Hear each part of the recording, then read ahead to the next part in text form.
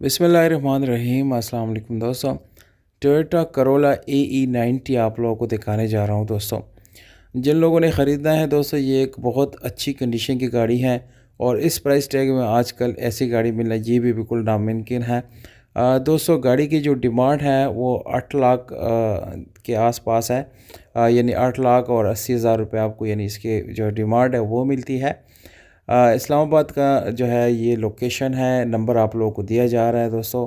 Engine गाड़ी का बिल्कुल ओके है। 70% ये बाहर से जो है जेन्युइन आपको मिल जाती हैं, नॉन एक्सीडेंटल मिलती हैं, टोकन्स वगैरह अप टू डेट मिलते हैं दोस्तों। जितनी भी फीचर्स है गाड़ी के वो फंक्शनल है। ये ओल्ड मॉडल की गाड़ी है पर इसके काफ़ी ज़्यादा लवर्स है और ये अभी भी इसलिए चल रही है क्योंकि ये एक इंतहाई रिलायबल गाड़ी है और एक लास्टिंग गाड़ी आप इसको कह सकते हैं, जिसमें बहुत ही कम काम निकलता है दोस्तों। गाड़ी के जो ओनर है उसका नंबर आप लोगों को मैंने दिया है।